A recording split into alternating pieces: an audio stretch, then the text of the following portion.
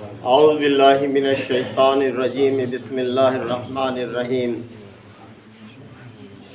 کذبت عاد المرسلین اذ قال لهم اخوهم ہود الا تتقون انی لکم رسول امین فاتقوا اللہ واطیعون وما اسألکم علیہ من اجر ان اجری الا علی رب العالمین اتبنون بکل ریء آیۃ تعبثون وتتخذون مصانع لعلکم تخلدون وَإِذَا بَطَشْتُمْ جَبَّارِينَ فَاتَّقُوا اللَّهَ وَأَطِيعُونِ وَاتَّقُوا الَّذِي أَمَدَّكُم بِمَا تَعْلَمُونَ أَمَدَّكُم بِأَنْعَامٍ وَبَنِينَ وَجَنَّاتٍ وَعُيُونٍ إِنِّي أَخَافُ عَلَيْكُمْ عَذَابَ يَوْمٍ عَظِيمٍ قَالُوا سَوَاءٌ عَلَيْنَا أَوَعَظْتَ أَمْ لَمْ تَكُن مِّنَ الْوَاعِظِينَ ان ھذا الا خلق الاولین وما نحن بمعذبین فکذبوہ فاہلکناہم ان فی ذلک لآیہ وما کان اکثرہم مؤمنین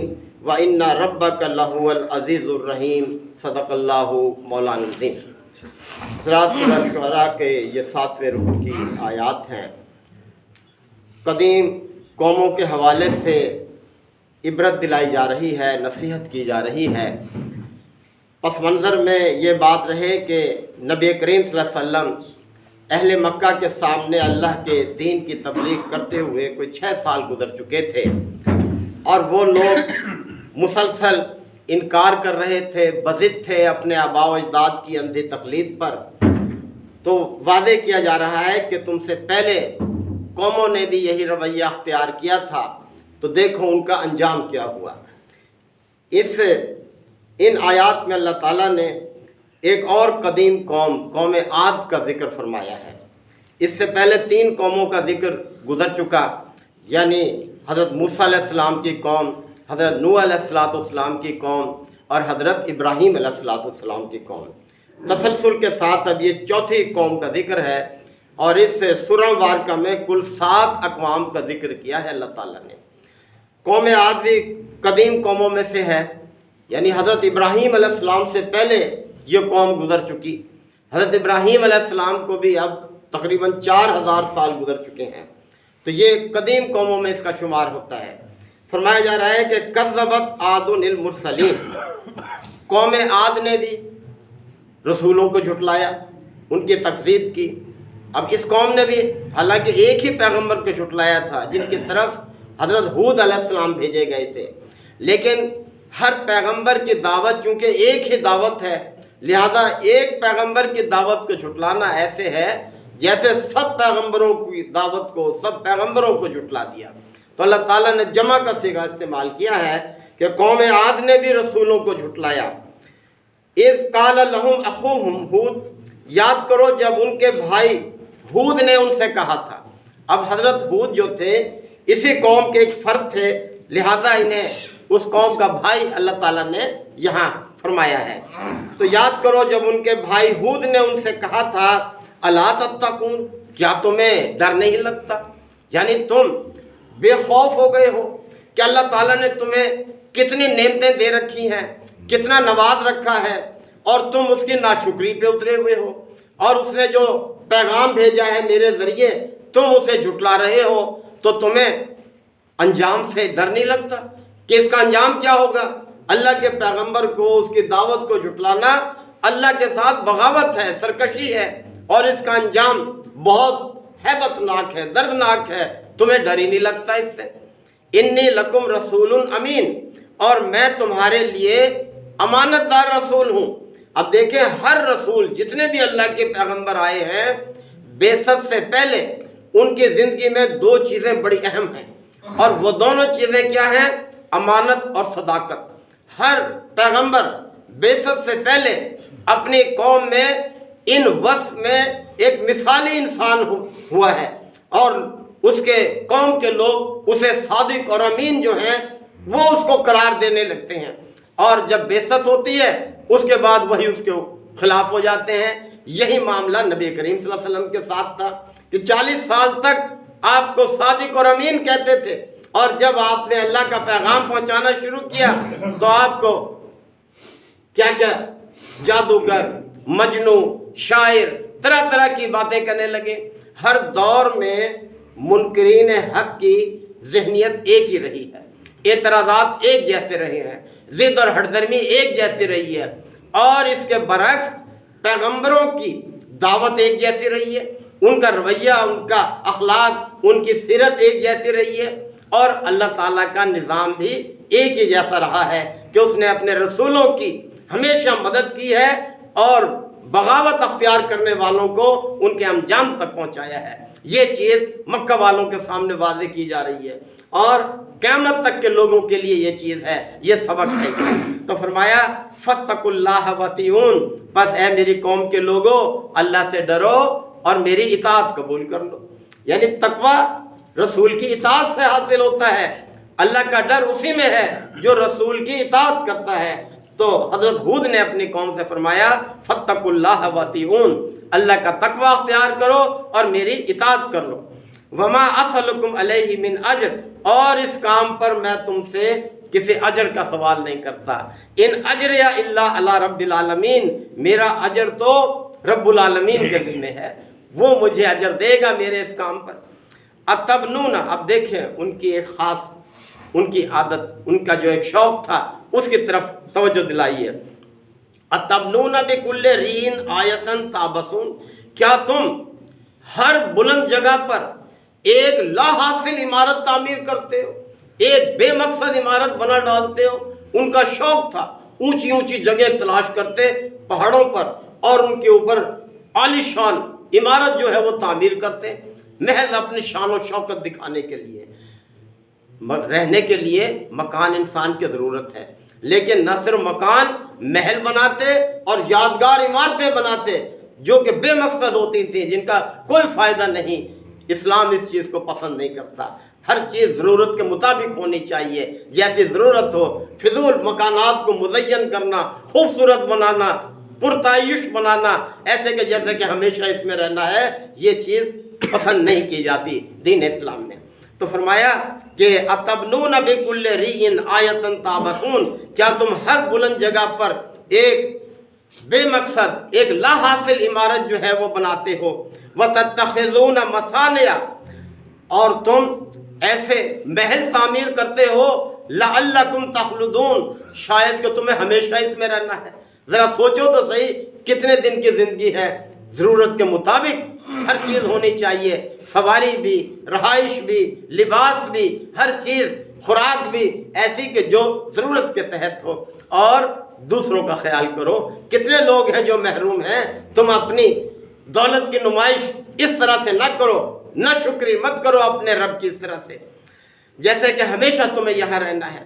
وَإِذْ بَطَشْتُمْ بَطَشْتُمْ جَبَّارِينَ، اور جب تم کسی قوم پر ہاتھ ڈالتے ہو تو جبار بن کر ٹوٹتے ہو ان پر، یعنی یہ تمہارا رویہ۔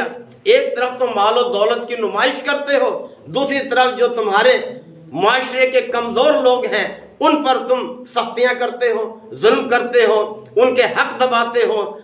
دیکھیں، جو بھی ہم کچھ کماتے ہیں، مال و دولت، اللہ نے اگر ہماری ضرورت سے زیادہ دیا ہے تو اللہ تعالیٰ نے فرمایا وَفِي أَمْوَالِكُمْ حَقٌّ لِلسَّائِلِ وَالْمَحْرُومِ، تمہارے مالوں میں حق ہے ان لوگوں کا جو سوال کرنے والے ہیں یا جو محروم لوگ ہیں، لہٰذا انہیں دیا کرو، ان کا حصہ دیا کرو۔ کوئی احسان نہیں ہے اگر تم اسے دو گے، اس لیے کہ تمہاری آزمائش کر رہے ہیں اللہ تعالیٰ۔ تمہیں جو کچھ دیا ہے اس میں ان کا حصہ ہے، ان کا حق ہے، لہٰذا دیا کرو۔ لیکن یہ قوم کیا تھی؟ جبار بن کر ٹوٹتی تھی، جب کسی گروہ پر ہاتھ ڈالتی تھی ان کو اور زیادہ ظلم و ستم کا نشانہ بناتے تھے۔ فاتقوا اللہ واطیعون، بس اللہ سے ڈرو اور میری اطاعت قبول کر لو۔ پھر دہرایا اس کو، اللہ کی اطاعت رسول کی اطاعت سے ہے۔ رسول کی اطاعت کے ہٹ جائے گا اگر کوئی، وہ اللہ کی بھی اطاعت نہیں کر سکتا۔ واتقوا الذی امدکم بما تعلمون، اور اس ہستی سے ڈرو، اس ذات سے ڈرو، امدکم بما تعلمون، کہ جس نے تمہیں جو کچھ دیا ہے وہ تم خوب جانتے بھی ہو کہ جو کچھ دیا ہے اس نے تمہارے علم میں ہے، ایسی نہیں ہے کہ تم جانتے نہ ہو۔ کس طرح سے تم، ہم میں سے ہر ایک شخص ذرا اپنی حیثیت پہ غور کر لے کہ ہم کسی وقت میں کیا تھے، آج اللہ نے ہمیں کتنا نواز رکھا ہے، یہ سب کچھ کیا ہے؟ اور کتنے ہی ہمارے مشاہدے میں ایسے لوگ ہیں جو بہت کچھ تھے، آج کچھ نہیں ہے، کوڑی کوڑی کو محتاج ہے۔ تو یہ اس کا نظام ہے، اس لیے فرمایا فاتقوا اللہ واتقون، بس اللہ سے ڈرو، نہ جانے کل کیسا آئے تمہارے اوپر، اور میری اطاعت قبول کرو، اور جو کچھ اس ذات نے تمہیں دیا ہے اسے تم خوب جانتے ہو۔ امدکم، اب کچھ چیزیں گنوائی بھی ہیں، امدکم بانعام و بنین، اس نے تمہیں جانور دیے، بنین اولادیں دی تمہیں، وجنات و عیون، تمہیں باغات دیے، تمہیں چشمے دیے، یعنی باغات بھی اور سیراب کرنے کے لیے چشمے دیے۔ وہ سرزمین جو اس قوم کی تھی بہت شاداب تھی، بہت فصلیں اگلنے والی، پھل اگلنے والی سرزمین۔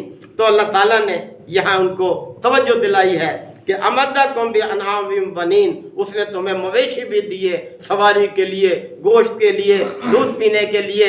کیسے فخر کرتا ہے وہ شخص جس کے ریوڑ ہوتے ہیں، جس کے جانور ہوتے ہیں، اور اولادیں دیں، باغات دیے، چشمے دیے۔ انی اخاف علیکم عذاب یوم عظیم، اور دیکھیں پھر فرمایا جو رویہ تم نے اختیار کیا ہوا ہے نا، اس کی بنیاد پر انی اخاف علیکم، مجھے تمہارے بارے میں ڈر لگ رہا ہے، عذاب یوم عظیم، کہ ایک بڑے دن کا عذاب تمہیں آن لے گا۔ اس لیے کہ ناشکری اللہ کے غضب کو بھڑکاتی ہے۔ اللہ جب نعمتیں دے، جتنی نعمتیں دے اس سے بڑھ کر اس کا شکر ادا کرنا چاہیے، اس کا جو ہے یہ قالو۔ اب دیکھیں ان کا جواب کیا تھا، کتنے وہ لوگ نڈر تھے، کہنے لگے قالو سواء علینا اوعظت ام لم تکم من الواعظین، ہمارے لیے برابر ہے، تو ڈرا یا نہ ڈرا، ہم پر کوئی اثر نہیں، ہم پہ کوئی فرق نہیں پڑتا، نصیحت کر یا نہ کر، ہم نہیں بدلنے والے اپنی عادت کو۔ ان ھذا الا خلق الاولین، یہی باتیں پہلے سے ہیں، پہلے لوگوں کا بھی یہی طریقہ رہا ہے۔ پہلے لوگوں کے طریقے میں دو مطلب لیے ہیں مفسرین نے، ایک تو یہ جو کچھ ہم کر رہے ہیں ہمارے آباء و اجداد بھی یہی کرتے تھے، اور دوسرا مطلب یہ لیا ہے جیسی نصیحت کی باتیں تو کر رہا ہے پہلے لوگ بھی ایسے کرتے چلے آئے ہیں، بہرحال ہم نہیں بدلنے والے اپنی عادت کو۔ وما نحن بمعذبین، کوئی عذاب نہیں آنے والا ہم پر۔ دیکھ لیں کیسے نڈر، کیسے بے باک، کہنے لگے وما نحن بمعذبین، ہمیں پر کوئی عذاب نہیں آنے والا۔ فکذبوہ، پس انہوں نے جھٹلا دیا، حضرت ہود علیہ السلام کو جھٹلا دیا ان کی قوم نے۔ فاہلکناہم، پس ہم نے بھی انہیں ہلاک کر دیا۔ کیسے ہلاک کیا؟ قرآن مجید میں اس کا جو تذکرہ ہوا ہے وہ یہ کہ اس بستی پر ایک گھٹا اٹھی، یہ لوگ خوش ہو گئے کہ یہ بارش برسے گی، ہماری کھیتیاں لہلہائیں گی، اور وہ ایسی تھی کہ پھر طوفانی ہوا کی شکل میں 7 رات 8 دن تک مسلسل وہ ہوا اس قوم پر چلتی رہی، اور اس نے ان کا تہس نہس کر کے رکھ دیا، سب کو برباد کر دیا، جو بھی نافرمان تھے ایک بھی باقی نہیں بچا، سب ہلاک ہو کر رہ گئے۔ وما اکثرهم مؤمنین ان فی ذلک الآیہ، اب اس واقعے میں بھی ایک نشانی ہے، ایک عبرت ہے، ایک سبق ہے لوگوں کے لیے۔ وما کان اکثرهم مؤمنین، لیکن اکثر لوگ پھر بھی ماننے والے نہیں ہیں، وہ پھر بھی اپنی ضد اور جہالت میں مبتلا رہنے والے ہیں۔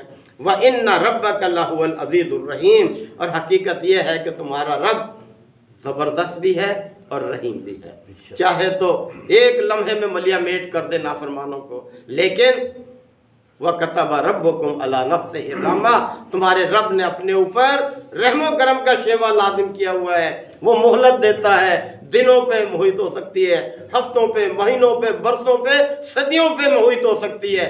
کتنی لمبی مہلت تھی نوح علیہ السلام کی قوم کی، 950 سال تبلیغ کی ہے، تو کتنا وہ رحیم ہے، مہلت دیتا ہے۔ تو ہمیں بھی اپنے رویوں پر نظر ثانی کرنی چاہیے، ہمیں کتنے نعمتیں دے رکھی ہیں، شکر گزار بن کر زندگی بسر کرنی چاہیے۔ اللہ تعالی ہم سب کو آیات کو سمجھنے کی، عمل کی توفیق عطا فرمائے۔ وآخر دعوانا الحمدللہ رب العالمین، الحمدللہ وکفی وسلام علی عبادہ الذین اصطفی، ربنا آتنا فی الدنیا حسنہ وفی الآخرۃ حسنہ وقنا عذاب النار وادخلنا الجنۃ مع الابرار یا عزیز و یا غفار یا رب العالمین۔ اللہم انک عفو کریم تحب العفو فاعف عنا۔ اللہم من احییتہ منا فاحیہ علی الاسلام ومن توفیتہ منا فتوفہ علی الایمان۔ یا شافی الامراض اشف مرضانا ومرضى المسلمین۔ یا قاضی الحاجات اقض حاجاتنا وحاجات المسلمین۔ اللہم اعز الاسلام والمسلمین۔ ربنا تقبل منا انک انت السمیع العلیم وتب علینا انک انت التواب الرحیم۔ صلی اللہ تعالی علی خیر خلقہ محمد وآلہ وصحبہ اجمعین۔ رب العالمین۔